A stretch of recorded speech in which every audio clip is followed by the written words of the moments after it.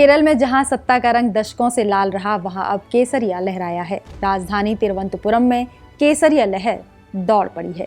40 साल का लेफ्ट राज खत्म हो गया और इतिहास रचते हुए बीजेपी के बीबी राजेश बने मेयर।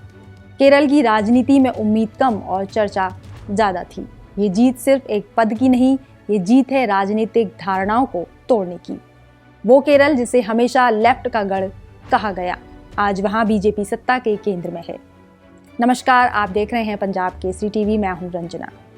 दरअसल 26 दिसंबर को बीजेपी के बीबी राजेश 51 वोट के साथ केरल की राजधानी तिरुवनंतपुरम में मेयर बन गए हैं, जिनकी उम्मीद भी नहीं थी कि बीबी राजेश बीजेपी से मेयर पद के लिए चुने जाएंगे।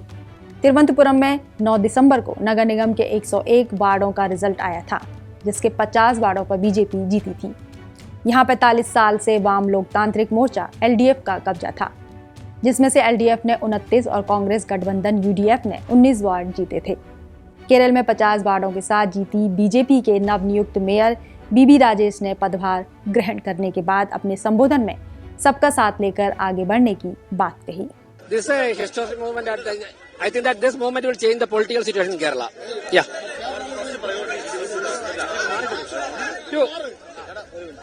To solve the basic problems of Trivandrum city, we have already mentioned. Okay. I think that within 30-35 days, during the election campaigning, we told that after the counting, within 45 days, Modi will be here. I think that now it is only 30-35 days. We are expecting soon. Definitely, why not? I think that the political change of Trivandrum will change the history of Kerala politics. The political change of Trivandrum will change the entire political situation in Kerala. Kerala में BJP कई सालों से संघर्ष कर रही थी। 40 साल के बाद केरल में जीत हासिल की, वो भी शशि थरूर के गढ़ कहे जाने वाले तिरुवनंतपुरम में, जहां बीजेपी लेफ्ट को भेदने में नाकामयाब साबित हुई थी। ऐसे में बीजेपी का यहां से जीतना बीजेपी की बहुत बड़ी जीत साबित हो रही है। बीबी राजेश के मेयर चुने जाने के बाद केरल बीजेपी अध्यक्ष राजीव चंद्रशेखर ने कहा कि बीबी के मेयर चुने जाने के बाद तिरुवनंतपुरम टॉप 3 शहरों में शामिल होगा। ये हमारा गोल है। अगले 45 दिन में शहर में सभी तरह का विकास किया जाएगा। Our Rajesh, our mayor today said, we want to make Tiruvandhuram the top 3 cities of the country. That is our goal.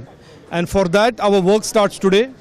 And the first big milestone will be the development of the next 5 years, year by year, milestone-based blueprint for the development of the city in the first 45 days. And once that is done, we hope to invite the Prime Minister to come and announce this blueprint and the next 5 years plan. And then the work will start with the active support of the Government of India and Prime Minister Narendra Modi ji. No, the first priority, as I said, is to make sure every ward, every person of every ward has given an opportunity to say what they want. Kerala में जीत के साथ ही BJP ने इतिहास रच दिया है। बीबी राजेश के mayor बनने के साथ ही जीत की खुशी और भी बढ़ गई है। केरल में बीजेपी से एक ही विधायक थे, राजगोपाल, जो कि 2016 में नेमोम सीट से जीते थे। वहीं राज्य में बीजेपी के सांसद भी एक ही रहे, अभिनेता सुरेश गोपी, जिन्होंने 2024 में त्रिशूर से सीट जीती थी।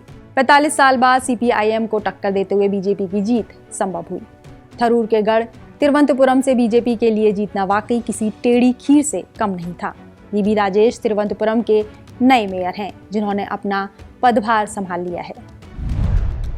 बीबी राजेश 2 बार पार्षद, राज्य सचिव, पूर्व युवा मोर्चा राज्य अध्यक्ष और बीजेपी से जिला अध्यक्ष रह चुके हैं।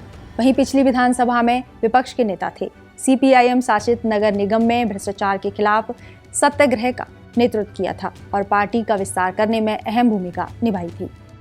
बता दें कि बीबी राजेश के मेयर बनने से पहले रिटायर्ड पुलिस महानिदेशक DGP R श्रीलेखा को उम्मीदवार बनने की बातें चल रही थीं, लेकिन बीजेपी के राष्ट्रीय नेतृत्व में हस्तक्षेप होने के बाद बीबी राजेश का नाम मेयर पद के लिए तय किया गया। बहरहाल बीबी राजेश के मेयर बनने के बाद तिरुवनंतपुरम में जश्न का माहौल है। केरल की राजनीति में नए अध्याय की शुरुआत हो चुकी है। बीजेपी की जीत के साथ ही ये तय हो गया है कि केरल की राजनीति पुराने खांचों में नहीं बंधी है। मतदाता नए विकल्प तलाश रहा है। क्या तिरुवनंतपुरम का मॉडल केरल में दोहराया जाएगा और क्या ये 2026 की पटकथा का ट्रेलर है? फिलहाल के लिए इतना ही। देखते रहिए पंजाब केसरी टीवी। नमस्कार। हमसे जुड़े रहने के लिए हमारे YouTube चैनल को सब्सक्राइब करें और नई वीडियो की नोटिफिकेशन के लिए बेल आइकॉन को दबाएं।